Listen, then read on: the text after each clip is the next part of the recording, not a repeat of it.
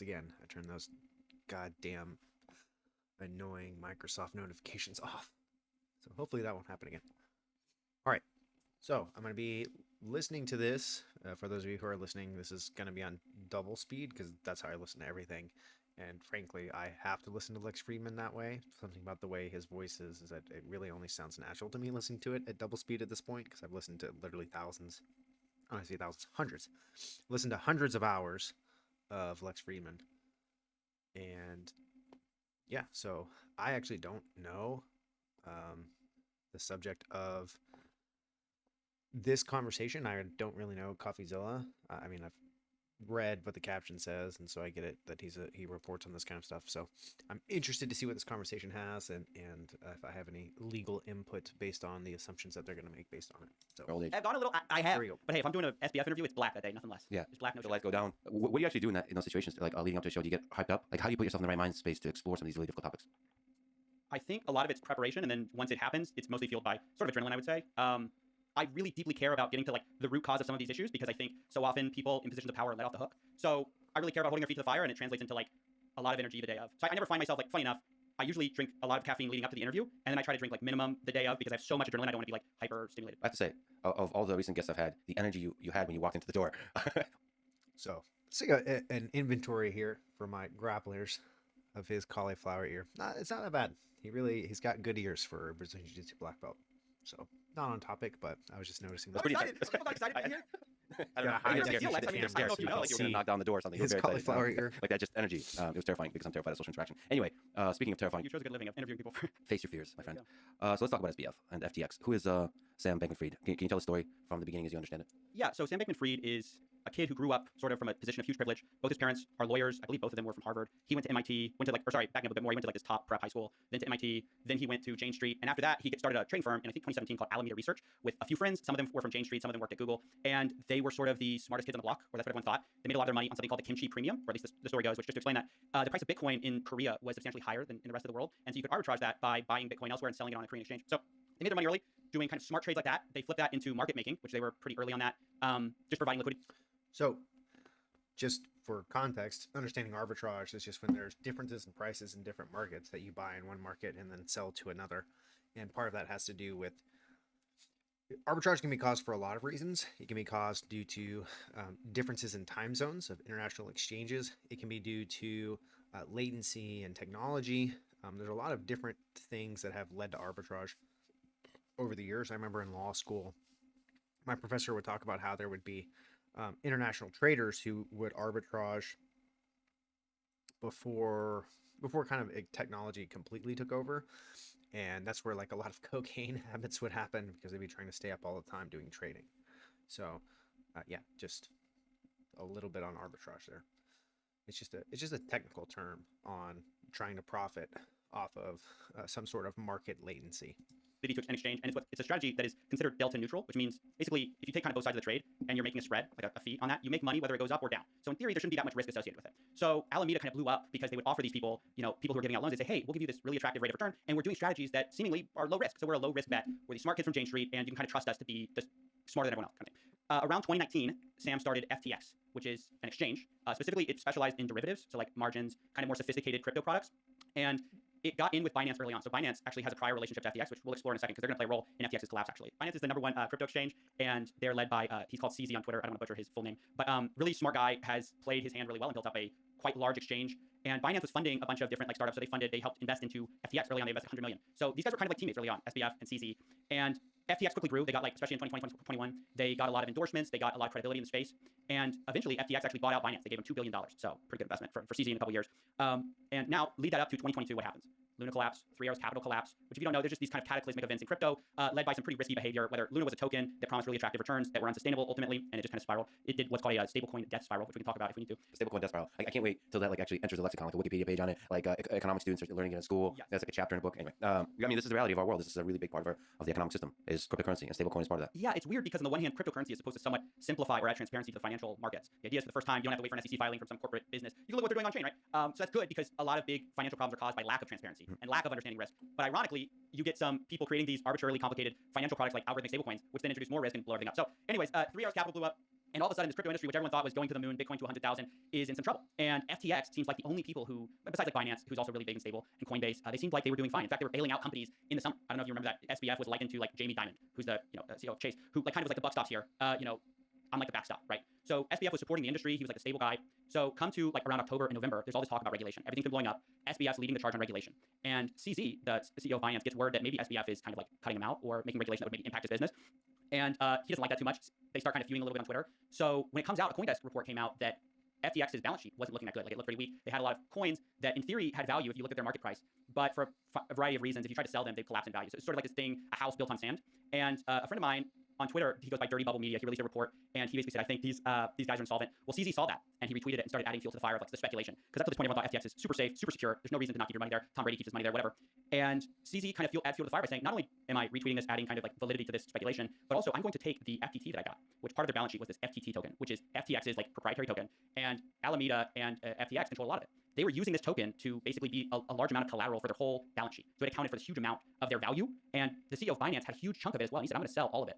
And the fuel that introduced to the market is if he sells all this FTT, and this FTT is underwriting a lot of the value of FTX. Does FTT almost approximate like similar things if you were to buy stock in a public company? Is that kind of like a stock in FTX? It sort of was this proxy because what FTX was committed to doing was sort of like buying back FTT tokens. They would do this thing called the buy and burn. I think there was some amount of sharing in the revenue fees of FTX. It was kind of this convoluted thing. In my opinion, the exact value of FTT was speculated from the beginning. And it's clear that it was very tied to the performance of FTX, which is important because we'll get to later, FTX sort of built their whole scaffold on FTT, which meant that the scaffold was very wobbly. Because if FTX loses a little bit of confidence, then your value goes down. When your value goes down, you lose more confidence, and this goes down. So it was kind of like this thing this flywheel that when it was going well, you got huge amounts of growth. When it's going bad, you get a For just a interesting technical point, in the law, that kind of self-fulfilling cycle is just called a renvoi. Not that anyone cares, but I learned that during bar prep, and so probably the only time I can ever use that expression, not in a courtroom, and even in the courtroom, I have never used it, because it usually has to do with conflicts of laws, and that's just not really much area that I've gotten into so far in my legal career. exchange death spiral, so to speak. Actually, this structure is a pretty non-standard structure. Did the architects of its initial design anticipate the wobbliness of the whole system? So putting fraud and all those things that happen later aside, do you think it was difficult to anticipate this kind of FTX elementary research weird dynamic? No, because I think sophisticated traders always think in terms of diversification and correlation. So if you're trying to, the way to think about risk in investing is like, if I invest in you, Lex Friedman, and then I also invest in some product you produce, the performance of those two things will be pretty correlated. So whether I invest in you or I invest in this product that you like are completely behind, I'm not de-risking. I'm basically counting all on you doing well, right? And if you do bad, my investments do very bad. So if I'm trying to build a stable thing, I shouldn't put all my eggs in the Lex Friedman basket unless I'm positive that you're going to do well, right? And these people, As your financial advisor, I would definitely recommend you do not put all your eggs in this basket. right? And so you can think about it like, if I know that these people were trained to think like this, and so the idea that you could start this exchange, you're worth billions of dollars, and you underwrite your whole system by putting most of it on your own token is insane. And what's crazy is we'll later find out that they were basically taking customer assets, which were real things like Bitcoin and Ethereum, with risks that were not so correlated to FTX, and they were swapping them out. They were using to go basically gamble those and putting FTT in its place as quote value. So they were increasing the risk of the system in order to bet big, with the idea that if they bet big and won, we'd all be singing their praises. If they bet big and lost, I don't know if they had a plan, but I think they were being extremely risky, and there's no way to avoid their knowledge of that. So when you say customer assets, I come to this crypto exchange, I have Bitcoin or some other cryptocurrency, and this is a thing that has pretty stable value over time. I mean, Yeah, as crypto relatively so, Yeah. and I'm going to store it on this crypto exchange, and that's the whole point. This is so this thing, to the degree that crypto holds value, is supposed to continue holding value. There's not supposed to be an extra risk inserted into the thing. Right. And FTX was pretty clear from the beginning that they wouldn't invest your assets in anything else. They wouldn't do anything else with it. They wouldn't trade it. That's what made FTX such like a horror story for investor confidence, is basically they made every signal that they would not do anything nefarious with your tokens. They would just put them to the side, put them in a separate account that they don't have access to, and they just kind of wait there until the day that you're ready to withdraw. That's explicitly what they told their customers. So going back to the story a little bit, CZ then says, hey, I'm selling this token that underwrites the value of FTX. There's a total panic. SBF during this time says several lies, such as FTX assets are fine, we have enough money to cover all withdrawals, and a day later he basically admits that that wasn't the case. They don't have the money, they're shutting down, and then a few days later after that, they declare bankruptcy. I should be clear, there's Alameda Research, FTX International, and FTX US, which is the US side of things. These are three different entities. All of them are in bankruptcy, and it's not clear to the extent that they were commingling funds, but it's clear that they were commingling funds to some extent. So they kind of were taking from each other, and that is where the fraud happens, right? Because if going back to our earlier analogy, if you're supposed to set funds aside, and I find out you were using it to go make all these arbitrage trades or do market making or all these activities you were known for your like hedge fund trading firm thing, that's a huge problem because he basically lied about this. And especially when he's saying explicitly that we have these things, we have these funds, and these things turn out to be lies. Well, again, the question of fraud comes in, and it's just like there's no way he didn't know. So the obvious question might be, well, why isn't he locked up? Why is he running around? And it's because really his story is that he didn't know any of it. He found out that they had, to steal Mana's position, he would say he was totally disconnected from what Alameda was doing. He had no idea that they had such a large margin position, that they had an accounting quirk, and that accounting quirk hit $8 billion from his view. And so when he was saying that they had money to cover it, he was saying that truthfully to the best of his ability, and he just was so distracted at the time that he made a series of increasingly embarrassing mistakes. And now he owes it to the people to right those wrongs by publicly making this huge apology tour. So you might have seen him on, he's been talking to nearly everyone about basically how he's just didn't know what he's doing. He's the stupidest man alive. So what are some interesting things you've learned from those interviews? Okay, so before they go on to what he said, and I've seen some of the things that he's been saying, which are very bad for him. I don't know who his acting legal counsel is, but I don't think he should be making any of the statements that he's been making that I've been able to see. But so it's interesting to note that there are 3 corporate entities here, right? So in theory, there are 3 distinct corporate legal bodies that should be acting independently. And if he's commingling the funds long term, particularly at this size and level, because it's not just his personal accounts of his personal businesses. I mean, these are large businesses that he's commingling in the funds. It's going to make the bankruptcy proceedings, I think, extraordinarily difficult. And I think a lot of that documentation is going to come out in bankruptcy court. And also, I did read that the DOJ, I believe, has actually either instituted fraud charges against him or investigation. So let's find out. SBF. Look, there's my crypto exchange. SBF. Fraud.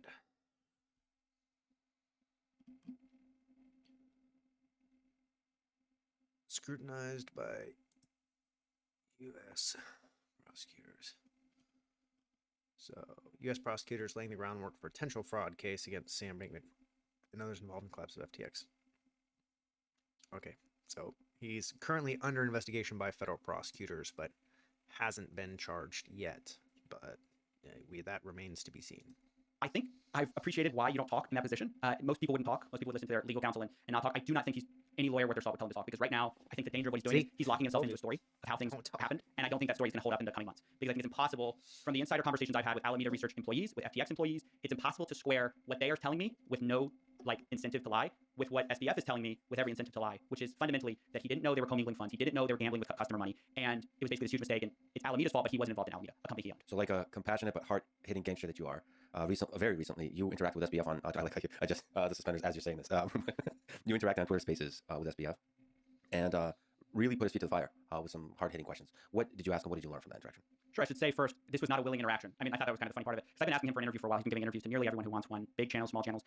He didn't give me one, but I managed to get some by sneaking up on some Twitter Spaces and DMing the people and being like, hey, can I come up? So I didn't get him to ask everything that I wanted, because he would leave sometimes, after I asked some of the questions. But really, what I asked was about this $8 billion and zooming in on the improbability of his lack of knowledge.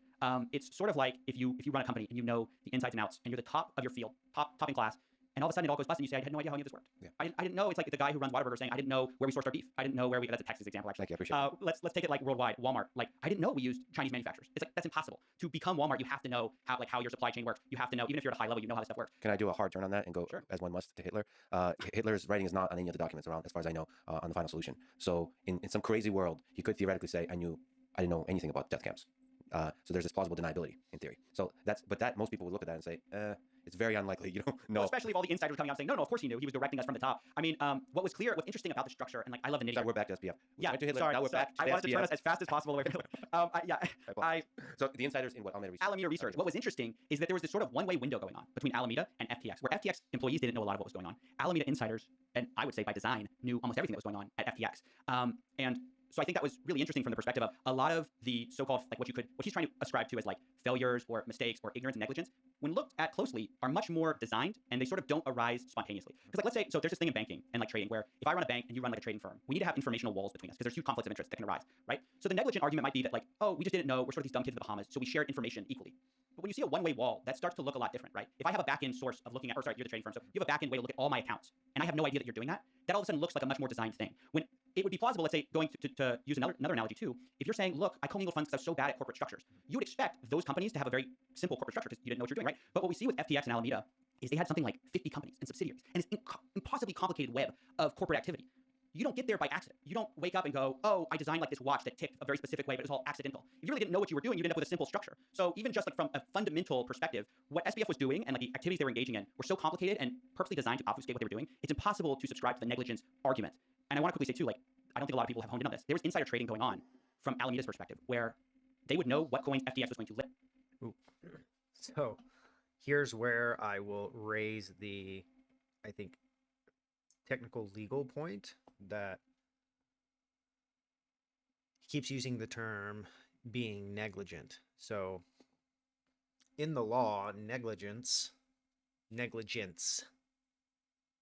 CE, negligence, is its own cause of action. It has 4 main elements. Typically in any jurisdiction is going to be that we learned in law school, the ABCDs of negligence: a breach of a duty that causes damages. Okay, so him going on and saying that he's being negligent, right? So we would say someone is negligent in their behavior would be, something that fell below the reasonable standard of care that someone would have enacted in any particular situation.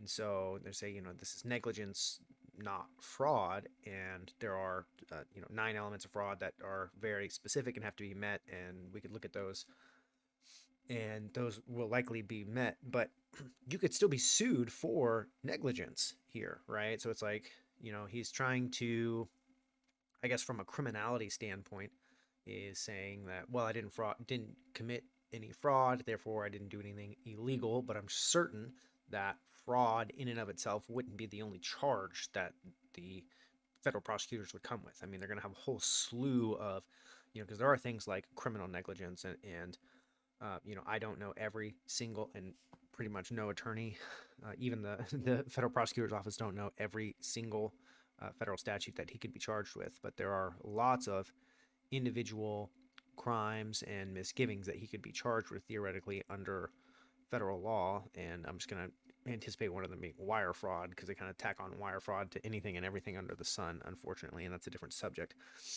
But I mean, there's all kinds of things that could still be criminal, have criminality to it, and not be fraud per se, but could encompass this negligent behavior. So just because you're negligent doesn't mean you didn't break the law. Criminally and civilly, you absolutely have violated someone's rights. You've breached a duty that caused someone damages. And so all of his investors and all these other companies and people who are harmed could sue him individually and sue the corporations and all of that. List on their exchange. There's a famous effect where, let's say you're this legitimate exchange, you list a coin, the price spikes. Insiders told me it was a regular practice for Alameda insiders to know that FTX was going to list a coin, and as a company buy up that coin so they could sell it after it listed. And they made millions of dollars. How do you do that accidentally? Yeah, and that's illegal. Totally illegal. Right. So that's illegal from and if an individual does it, it's illegal, it's fraud. What if a company is systematically doing it? And you can't tell me that FTX or someone at FTX wasn't feeding that information to Alameda, or somehow giving them keys to know that. And that would happen at the highest level. It would happen at FBS level. And this is why his arguments of, I was dumb, I was naive, I was sort of in stocks, they would call that insider trading. ignorant are so preposterous, because he's dumb and ignorant the second it becomes criminal to be smart and sophisticated, right? But then also coming out and talking about it, which is It's a bizarre move. it's a bizarre and almost a dark move. Can you tell the story of the $8 billion? You mentioned $8 billion. What's the $8 billion? What's the missing $8 billion? Yeah, so it's really interesting because it's sort of like wire fraud. He's sort of copying to smaller crimes to avoid the big crime. The big crime is you know everything and you're behind it, right? The smaller crimes are like a little wire fraud here, a little wire fraud there. So what the $8 billion is that FTX didn't always have banking. It's hard. Okay, so let's just be clear.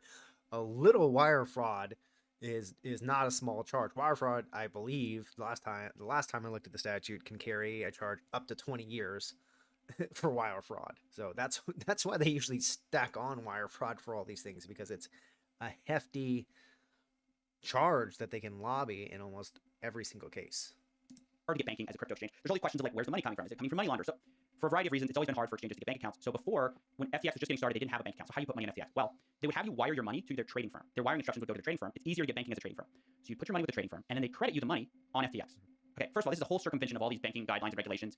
That's the first thing that I think is legal. But basically what SBF argued is that there was an accounting glitch, error, problem, where when you send money to Alameda, even though they credit you on FTX, they wouldn't safeguard your deposits. Like your deposits would go into what he called a stub account, which is just like some account that's not very well labeled, kind of like a placeholder account. And he didn't realize that those were Alameda's funds, or they were playing with those funds, and that they basically should have safeguarded that for customers. That's his explanation. It's preposterous. It's $8 billion. But anyways, Just poor labeling of accounts. of an $8 billion account. I mean, What's it's a like billion? a billion. This is I do this all the time in This is the programming. craziest thing. Like he was talking to me, and at one point in the conversation, he's like, "Yeah, I didn't have precise because he said I didn't have knowledge of Alameda's accounts." And I said, "Well, Forbes a month ago was getting detailed accounting of Alameda," and he goes, "Oh, that wasn't detailed accounting. I just knew I was right within 10 billion or so." What is that error margin? $10 billion for a company that is arguably never worth more than 100 million. Yeah. Probably never even worth more than 50 billion. Your error margin is $10 billion. You have to be. This is a guy who is sending around statements that there was no risk involved, and you're telling me he had an error margin of $10 billion. That is the difference between a healthy company and a company so deep underwater you're going to jail. So you have to believe that he is impossibly stupid and swear that with the sophistication that he brought to the table. I think it's an impossible argument. I don't even think it is. Do you think he is incompetent, insane, or evil? If you were to bet money on each of those. Incompetent, insane, or evil? Insane meaning he's lying to everyone, but also to himself, which is a little bit different than incompetence. He's not incompetent. So I think he's some combination of insane and evil, but it's impossible to know unless we know deep inside his heart how deluded he is versus a calculated strategy. And I think if you look at SBF, I think he's a fascinating individual. He's a horrible human being. Let's start there. But he's also somewhat interesting from a psychology perspective because he's very open about the fact that he understands image and he understands how to cultivate image, the importance of image, so well that I think a lot of people, even though they've talked about it, aren't emphasizing that enough when interacting with him. This is a man whose entire history is about cultivating the right opinions at the right time to achieve the right effect. Why do you think he would suddenly change that approach when he has all the more reason to cultivate an image? So he is extremely good naturally, or I don't know if he's good, but he's hyper aware. So he's deliberate in cultivating a public image and controlling the public image. You know about the Democrat donations. He knew to donate to the right people, $40 million. He says on a call that we released with Tiffany Fong, he says on a call that he donated the same amount to Republicans. There's speculation on whether this is true because he's a liar or whatever, so caveat there. But he said he donated to Republicans the same amount, but he donated dark because he knew that most journalists are liberal and they would kind of hold that against him. So he wanted all the sides to be in his favor, in his pocket, while simultaneously understanding the entire media landscape and playing them like a fiddle by cultivating this image of I'm this progressive, woke billionaire who wants to give it all away, do everything for charity. I drive a Corolla while living in a $1 million penthouse, multi-million. But that was sort of the angle. He understood so well how to play the media, and I think he underestimated when he did this how much people would put him under a deeper microscope, and I don't think he has achieved the same level of success in cultivating this new image because I think people are so skeptical now, no one's buying it. But I think he's trying it. He's doing it to the best. But it has worked leading up to this particular wobbly situation. So before that, wasn't there public perception of him being a force for good, a financial force for good? 100%. Yeah. Somebody from Sequoia Capital, wrote this glowing review that he's going to be the world's first trillionaire. There's so many pieces done on he's the most generous billionaire in the world that he was sort of like the steel man of, it's possible to make tons of money. This is like the effective altruism movement. Make as much money as you can, as fast as you can, and give it all away. And he was sort of like the poster child for that. And he did give some of it away and got a lot of press for it. And I think that was kind of by design. I want to address a real quick point. Yes. A lot of people have said that Binance played a role. And while they catalyzed this, insolvency is a problem that will eventually manifest either way. So I don't put any blame on CZ for basically causing this meltdown. The underlying foundation was unstable, and it was going to fall apart at the next push. I mean, he just happened to be the final kind of I don't know, the straw that broke the camel's back. Yeah, the catalyst that revealed. But yeah, but it's I don't think he's culpable for FTX's malfeasance in how they handled accounts. If that makes sense. So what role did they play? Could they have helped alleviate some of the pain of investors, of people that held funds there? Yeah, I mean, probably. I don't know. I would see some kind of weird obligation, like with the $2 billion they made on FTX. Remember, they got $2 billion, some of it in cash, some of it in FTT tokens. I don't know how much actual cash they have from that deal, but they have billions from the success of what seems to be a fraud. It seems to have been a fraud from early on. They had the backdoor as early as early 2020, from what I can tell. So the backdoor between FTX and Alameda. Yes. Do you think CZ saw through who SBF is? What he's doing? No, I think CZ is he's a shark. I think he's good at building a big business. Like a good shark or a bad shark? I don't know. I don't know. I think sharks just eat. I mean, I don't know. I think my relationship with shark has Finding Nemo. There's a shark in that. Sure. I don't know. I think Jeff Bezos is a shark. Okay. So whether people have loaded connotations of how they feel about Jeff Bezos. I mean, I would say I think CZ is a ruthless businessman. I think he's cold. He's calculated. He's very deliberate, and I think what he should do in this position is forfeit the funds that he profited from that investment, because largely I think it was it's owed to the customers. There's so much hurting out there. So I think they could do a lot of good around that. I don't know if they will, because I don't know if he sees it in his best interest. I think that's probably how he's thinking. But yeah, I think they could have helped, or they could still help there. Who do you think suffered the most from this so far? The little account holders. This is always true. So one of the big temptations with fraud, I've covered a lot of scams, frauds, is everyone looks at the big number. Everyone, that's the headline, billions of dollars, the top 50 creditors, what everyone thinks at first.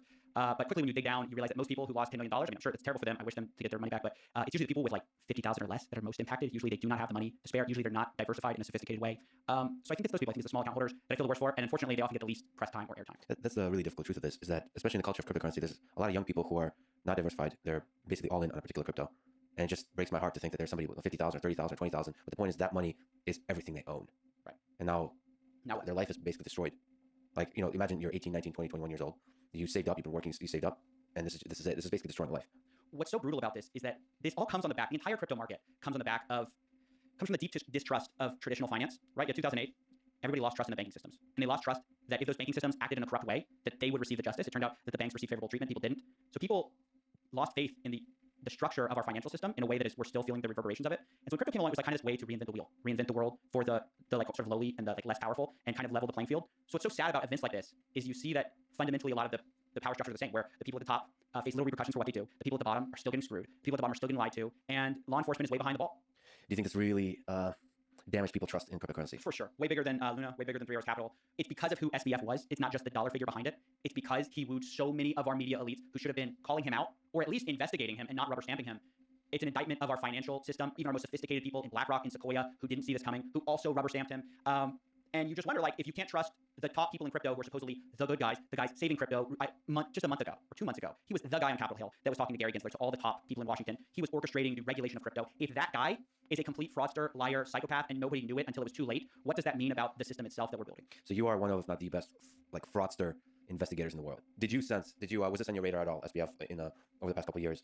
Were any red flags going off for you? Yes. So funny enough, like one of my videos from 6 months ago or so blew up because I got to give a lot of credit to Matt Levine of Bloomberg, great journalist, great finance journalist. And I want to say, when I talk about Media Elite, there are people doing great work in these mainstream institutions. It's not a monolith. Just like independent media isn't all doing great work and all the corporate media is bad or whatever. There's like these overarching narratives that I don't subscribe to. So Matt Levine's a great journalist. He did an interview with SBF where he got Sam to basically describe a lot of what was going on in DeFi, but kind of a larger philosophy around crypto. He described a Ponzi scheme where he just described this black box. It does nothing. But if we ascribe it value, then we can create more value and more value and more value. And it kind of was this ridiculous description of a Ponzi scheme, but there was no moral judgment on it. It was like, oh yeah, this is great. We can make a lot of money from this. And Matt is like, well, it sounds like you're in the Ponzi business and business is good. And I made a video about that. I said, this is ridiculous. This is absurd. Whatever. It's obscene. But I didn't explicitly call SBF a fraud there. And I think if I'm being, I think I saw some of it, but like many people, I think a lot of us were kind of like, I think a lot of us missed how wrong everyone could be at the same time. I did notice leading up to the crash what was happening, and I called it out a day or a day and a half before it happened, because I saw my friends post Dirty Bubble Media, and this was the first real look into the heart of their finances, because they're this black box. You just kind of had to evaluate them without knowing much. And once we got a peek under the hood of what their finances were, I realized, oh my gosh, these guys might be completely insolvent. So I made a tweet about it. I hope some people saw it and got their money out. But pretty quickly after that, I caught the narrative of what was really going on at Alameda, that it was basically this Ponzi scheme that they had built. Do you ever sit like Batman in the dark, since you fight crime, and wonder, like, sad, just staring into the darkness and thinking I should have caught this earlier? Yeah, I think in your $10 billion, dude. $10 million. $10 million. We're working our way there. With a bunch sure, of like it's never enough. It's never enough. Like you always could be catching stuff sooner. You always could be doing more. I mean, the fascinating thing you said is that one of the lessons here is that a large number of people, influential, smart people, could all be wrong at the same time in terms of their evaluation of SBF. This is one thing that I don't understand too. Is like, I think it's one thing to not see something. I think it's another thing to like rubber stamp or explicitly endorse. I feel like a lot of people didn't look too close at SBF because they think a lot of the warning signs were there. But my feeling is, if you're a Sequoia, if you're a BlackRock, wouldn't you do that due diligence? I mean, like before just endorsing something, especially in the crypto space. This is just why I don't do any deals in the crypto space ever, because it's impossible to know which ones are going to be the like big hits or the big frauds or whatever. But if you're going to make that play, you would think that you would do all the research in the world and you would get sophisticated looks at their liabilities, at how they were structured, all that stuff. And that is the most shocking part. Is not that people missed it because you can miss fraud, but that there was so many glowing endorsements. Like, this guy is not going to be that thing. We explicitly endorse him. I saw Fortune magazine. He was called the next Warren Buffett. It's just crazy. Do you think it's possible to have enough like Tom Brady endorsements that you don't really investigate? So like, yes. That there's a kind of momentum, yes. societal, social momentum. I think that's the problem. I actually think that's hugely a blind spot of our society, is we have all these heuristics that can be points of failure, where like a rule of thumb is, if you go to an Ivy League, well, you must be smart, right? A rule of thumb is, if both your parents are Harvard lawyers, you must know the law. You must like kind of be sophisticated. The rule of thumb is, if you're running a $1 billion exchange, you must be somehow somewhat ethical.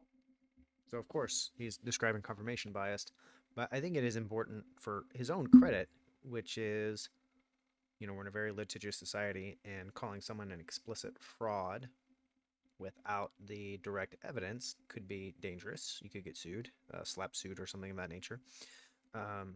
And proving fraud is difficult. It's one of the most difficult things to litigate, particularly on the civil level, and because there are all these specific elements and heightened levels of evidence that you have to have in order to demonstrate fraud. So if he's not intimate, even though he's doing investigative journalism from the outside or reporting from the outside, if you don't have inside access, which now it seems like he's getting more of that insider information as it's coming to light to everyone, then it's difficult to be able to call somebody a fraud, because you don't want to mislabel someone as a fraud, because it could have, I'm sure he's got a very large audience and it could have large ramifications. So,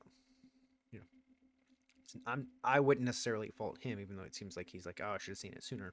Well, don't fault yourself for not labeling something without sufficient evidence. Right? And all of these heuristics can lead to giant blind spots where you kind of just go, oh, we'll check. Like, I don't really, it's a lot of energy to look at people, and if enough of those rules of thumb are met, we just kind of check them off and put them through the system. So yeah, it's been hugely exposing for sort of like our blind spots. And you don't know maybe how to look at, for example, there's a few assumptions. Now, there's a lot of people are very skeptical of institutions of government and so on, but perhaps too much so. But for some part of history, there was too much faith in government. Yeah. And so right now, I think there's faith in certain large companies. There's distrust in certain ones and trust in others. Like people seem to distrust Facebook, extremely skeptical of Facebook. But they trust, I think, Google with their data. I think they trust Apple with their data, much more so. Like search, people don't seem to be Google search. Like I'm gonna put it in there. Have you ever looked at your Google search history? Your Google search history has got to be some of the darkest things. Oh, I don't think I've ever looked at my Google search history. You should be careful with like browser hygiene and stuff like that, because I think it's Well, Google search history, unless you explicitly delete it there, I recommend you look at it. It's fascinating. Look, because it goes back to the first days of you using Google search history. Fun fact actually about that. No, I am aware of that. I just mean for like certain sensitive topics where like I'm investigating some fraud and I go sign into their website, right? Log in. I won't use like a traditional browser. I use VPN and I'll like put it on like Brave or something like that. You log in, you create an account as Lex Friedman. Yeah, exactly. exactly. You mentioned effective altruism. Yes. You know, SBF has been associated with this effective altruism, which made me look twice at EA and see like, wait, ID, what's going on here? Was this used by SBF to give himself a good public image, or is there something about effective altruism that makes it easy to misuse by bad people? What do you think? Yeah, it's interesting. He could have endorsed a wide range of philosophies, and I guess you just have to wonder: would those philosophies also be tainted if he had gone bad? I guess effective altruism is sort of unique because he used it as part of his brand. It wasn't like he described himself as a consequentialist and like that ended up mattering. It was like he described himself as an effective altruist, and he used that part of the brand to lift himself up. I guess that's why it's getting so much scrutiny. I think the merits of it should speak for themselves. I mean, I'm not personally an effective altruist. I personally am motivated by giving in part emotionally, and for some reason that I can't exactly describe, I think that's somewhat important. I don't think you should detach giving from some personal connection. I find trouble with that.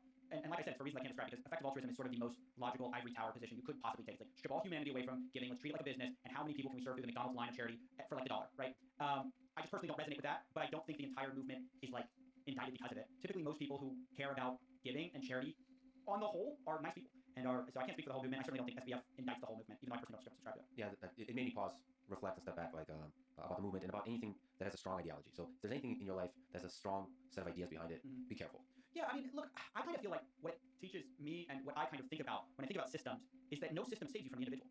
No system saves you from the individual, their intentions, their lust for power or greed. I mean, I think one of the great ideas is the decentralization of power, and like this is why I think democracies are so great, is because they decentralize power across a wide range of like interests and groups, and that being an effective way to kind of try as best as you can to spread out the impact of one individual, because one bad individual can do a lot of harm, clearly as seen here. But no, I don't think it has anything to do with ideology, because it's not like being an effective altruist made Sam Bankman free of fraud. He was a fraud who happened to be an effective altruist. Well, so there is something about, yes, no system protects you from an individual, but some system enable or serve as better catalyst than others for the worst aspects of human nature. So for example, communist ideology, I don't know if it's the ideology or its implementation in the 20th century, it seemed like such a sexy and powerful and viral ideology that it somehow allows the evil bad people to like sneak into the very top. And so like that's what I mean about certain ideas sound so nice that allow like the lower classes, the workers, the people that do all the work, they should have power. They've been screwed over for far too long. They need to take power back. That sounds like a really powerful idea. And then it just seems like with those powerful ideas, evil people sneak in to the top and start to abuse that power. Yeah, I mean, I don't have a lot of probably big brain political takes, but what I can say is that you can never get away from both the system and the individual matter. For sure, some systems incentivize some behaviors in certain ways.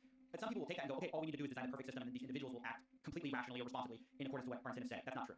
You could also say, all we have to do is focus on the individual, and all we have to do is just create a society which raises very well-adjusted people, and then we can throw them into any system with any incentives, and they will act like responsibly, ethically, morally. And I also don't think that's true. So incentives are real, but also the individual ultimately plays a large role too. So yeah, I don't know. I come down sort of in the middle there. And some of that is just accidents of history too. Which individuals find which system, on the face of that.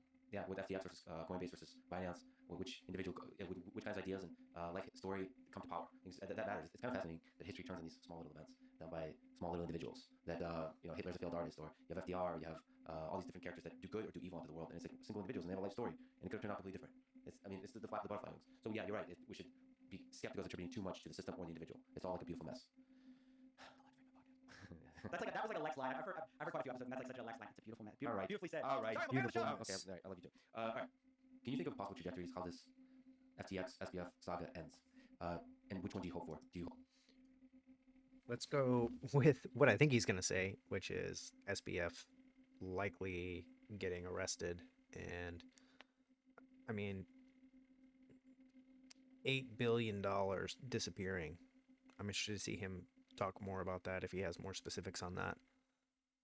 But that's a massive, the amount of fraud involved here could be $10 billion, tens of billions of dollars. We're talking Bernie Madoff. If you liken it to what Bernie Madoff did, which was, the most notorious, I think, Ponzi scheme up until now. He's spending the rest of his life in prison. I think he got, at least 25 years. I forget exactly how many years he actually got sentenced to, but he's spending the rest of his life in jail. And SBF is younger. I don't know how old he is exactly, but I really wasn't familiar with him until recently. And when I started following this coverage.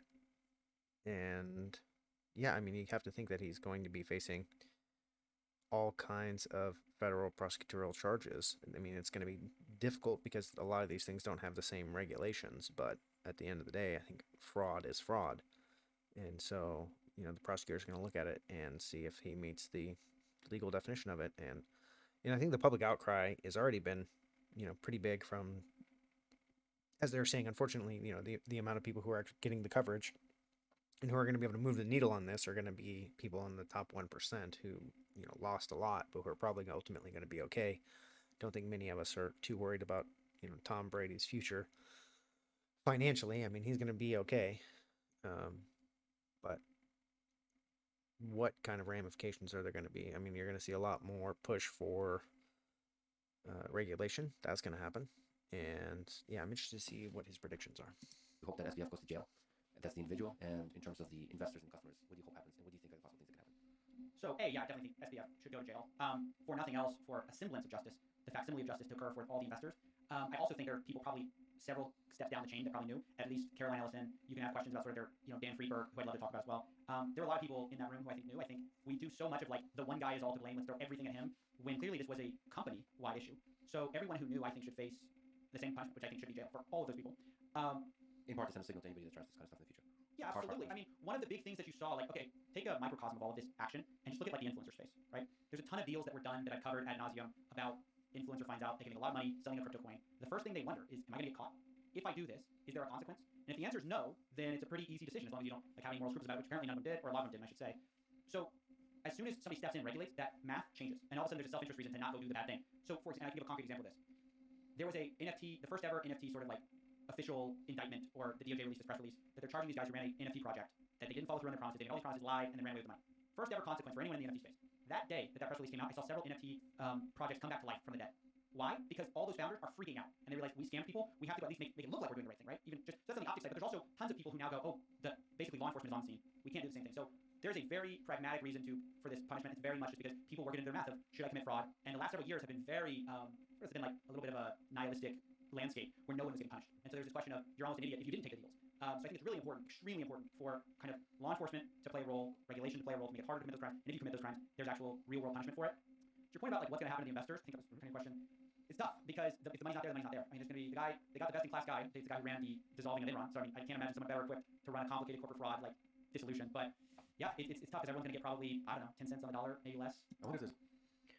It's also interesting that they're talking about what happened with Enron. So you have, one of the guys commits suicide in Enron, and then Skelling goes to jail. But even with Enron, I don't think there was like corporate-wide, company-wide prosecution of all the individuals involved. So it does create a interesting and difficult prosecutorial question of like how far down the chain do you prosecute? I mean, like he said, he thinks that they were all complicit in it, and so yeah, it's just that's something that's just really hard to know or not know, like how the legal system can handle prosecuting, the 99th person who was involved in siphoning these funds. There's a way to do a progressive redistribution of funds. So I'm just really worried about the pain that small investors feel. I think there's a lot of thought around that. I forget if they actually do this. I mean, I know there's a lot of law that like you can't treat creditors differently. You have to treat them all the same. So I think it'll be some kind of proportional payback. It's certainly not going to be that the guys at the top get, a significant amount of their money back and the rest. Ooh, that's not necessarily true. So in creditors law, you have priority in creditors. So you have different classes of creditors when it comes to something, right? Like if you have a mortgage, it's like having a first or second mortgage, right? So if the house forecloses, the person who has the first mortgage gets paid first, right? So you have what's known as priority in a list of creditors. Okay, now different classes of individuals. So just like if you have a secured creditor versus an unsecured creditor, secured creditors get paid first. But I think what he's meaning to say is that people who are in the same classifications, like lots of unsecured creditors, essentially can't be treated any differently, getting 10 cents on the dollar. I think that's what he's going for. Get nothing. Unfortunately, I think there's such a small amount of assets that back this whole thing in the end, and that value is actually declining every day because it was inextricably tied to FBF. It was like the FTT tokens, which now what are those worth? The Serum tokens, that was his project or the project they made. What is that worth? Basically nothing. So, it's a hard situation. And there's a bigger ethical concern, which is FTX US. It's unclear how backed it was, but it was clearly more backed than FTX International. Do you take all that money and throw it into a big pot and give people money back? Or do you give the US people back their amount of money, which is probably going to be significantly more, and leave everyone internationally out in cold? And to add to that ethical issue, let's say you're a liquidator and you're US based. there's a tremendous question, like legal questions about, how do you ethically do that? It's not clear. There's tremendous incentives to just favor the U.S. people over everyone else because it's our country, America, whatever. But I don't know if that's necessarily fair. It's really hard. It's impossible. And some, I forget where you, That's a very interesting legal question that I do not know the answer to. Is like, what is the state of international creditors, particularly in this kind of priority system, in which, I mean, in theory, different legal entities should only use the assets that are designated to that legal body. I mean, that is probably how it has to work. But what does it mean when you have, international dealings and you have these kind of bleed throughs where you have, the merging of accounts, and you have, domestic claimants and international claimants of a sister company that could also be leveraged. That could be very challenging to try and work out in bankruptcy court. And I don't know like how that worked. I don't know, if all three of these companies declared bankruptcy, what jurisdictions did they declare bankruptcy in? you just said this, but one of the, I mean, it probably permeates a lot of the investigations you do, which is this idea that it's really sad that the middle class in most situations like this get fucked over. So the IRS go after the middle class, then go after the rich. It's basically everyone who doesn't have a lot of leverage in terms of lawyers, money, get fucked over. Yes, and then they're the ones, like it's always the rich and powerful who get the favorable treatment. As like a microcosm of this, funny story. So one of the big criticisms of crypto, and I think rightly so, is the irreversibility of the transaction. So I accidentally send a transaction somewhere, it's gone, right? Yeah. So crypto.com accidentally sent a lady $10 million, and now they want me back, and they're suing her. But the funny thing is if you are on crypto.com and you send, let's say I accidentally send you money, and I come knocking on your door, Lex, I didn't mean to send you, like $1,000, I need my money back. Or if I go to crypto.com and I say, hey, I sent that to the wrong person, can you reverse it? They'll say, screw off, no way. If I go to court, they'll kill me in court. Because they're going to go, look, this is how the blockchain works. But then they do it. They do the exact same thing. They send this lady $10 million. They're suing her and they're going to win. Now it's in court is not whether they get the money back. It's should she be liable for theft, I believe. So, and that's just another case of the same rules apply differently to different people, whether you have the money to back you or not. It's a very sad thing. And that's why I think people you need journalists fighting for the little person. I agree with that last statement. So let's analyze that. Technically, any individual should have a right to sue in that kind of scenario. There is an equitable legal theory known as unjust enrichment. So even if we don't have a contract, if someone is unjustly enriched, like where any reasonable person would look at it and say that person wasn't entitled to that money, you, in theory, should be able to get that money back. Unjust enrichment.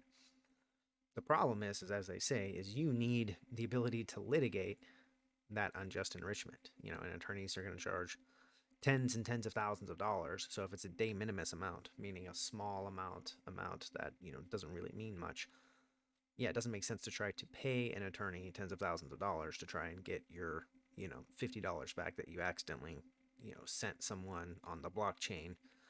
But when it's $10 million, yeah, you pay attorneys a couple $100,000. I mean, it's all net positive, right? I'll pay $1 million to get $9 million back as to not be completely $10 million in the hole. So that's more of an economic issue, and there are huge economic issues that lead to lack of access to justice in our society. We really need it, and it's kind of like this unfortunate thing where that's the most risky thing to do, like legally. You should not be doing that, but I think it's important to do. It's the ethical thing. It's the right thing to do. What do you think about influencers and celebrities that supported FTX and SBF? Should they be punished? Yeah, I think they should take a huge reputational hit. I mean, I think they should be embarrassed. I think they should be ashamed of themselves. But it was really hard to know. Sorry to interrupt. For them to know, like for example, I think about this a lot. Yeah. It's like, who do I? Because I don't investigate. Sponsored by Athletic Greens. Okay, it's a nutritional drink. Should I investigate them deeply? I don't know. You just kind of use reputational. Like it seems to work for me. Should I I think it really depends on. I think your credibility hit will depend on what domain you're an expert in. If you're sponsored by a robotics company and you're an expert in robotics, if that company turns out to be a disaster and fraud, then you should have looked more deeply. We're talking mostly about, I hold Tom Brady a lot less accountable than financial advisors, financial influencers, because that is their world of expertise. And you treat their recommendation differently, proportionally to what you think their expertise is. So in some ways, I don't actually think Tom Brady, I'm sure he reached a lot of people. I personally didn't feel at all moved by his recommendation because it's just money. But when you hear somebody who should be an expert in that thing endorse a product in that space, you hold that opinion to a higher standard, and when they're completely cataclysmically wrong, it's going to be a different level of accountability. And I think rightfully so. When Jim Cramer was saying Bear Stearns is fine, he made that terrible call with Bear Stearns in 2008. He was rightfully reamed for all that. Even though it could be considered like, well, did he have all the information? Maybe not. But he's a financial advisor. He does this for a living. If you go on and you make a big call and you turn out to be wrong and people lose tons of money, you are going to take a hit, and I think rightfully so. But no, I don't think these people should go to jail or anything like that. Oh, it's such a complicated thing. I mean, I just feel it personally myself. I get it, but you still feel the burden of the fact that your opinion has influence. I know it shouldn't. I know Tom Brady's opinion on financial investment should not have influence, but it does. Right. That's just the reality of it. Right. That's a real burden. I didn't know anything about SBF or FTX. It wasn't on my radar at all. But I could see myself taking them on as a sponsor. I've seen a lot of people I respect. Sam Harris and others talk with SBF. He's doing good for the world. So I can see myself being hoodwinked. I have not done research. And the same thing makes me wonder. I don't want to become cynical, man. But it makes me wonder who are the people in your life you trust that are that could be the next SBF or worse, big powerful leaders, Hitler and all that kind of stuff. to what degree do you want to investigate? Do you want to hold their feet to the fire, see through their bullshit, call them on their bullshit, and also as a friend, if you happen to be friends or have a connection, how to help them not slip into the land of fraud. I don't know, all of this is just overwhelming. Yeah, I mean, we should be clear. Like, finance is sort of a special space where you're talking about people's money. You're not talking about whether someone takes a bad supplement or like a supplement that is just they're $50 out, right? I think the scale of harm and therefore responsibility escalates depending on what field you're in. Just like I wouldn't hold Tom Brady as like if he gives a bad football opinion, right? And he should have known better. That's a different scale of harm than a doctor giving bad advice, right? Like he tells you a pill works and the pill kills you, or something like that. There's just different levels of accountability depending on the field you're in, and you have to be aware of it. Finance is you have to be extremely conservative if you're going to give financial advice because you're playing with people's lives and you cannot play with them haphazardly. You cannot gamble with them. You cannot play with them on a bet because you can pay a lot of money. It's just the nature of the space, and so with the space comes the responsibility and the accountability. And I don't think you can get around that. Who was Dan Friedberg that you mentioned? With great power comes great responsibility. Okay, I'm going to take a break, and I'm going to pause this video. So if you're watching this on a different platform than it was streamed on, like YouTube, check out for part 2. And yeah, just keep going. It's a pretty good conversation so far. I really like it.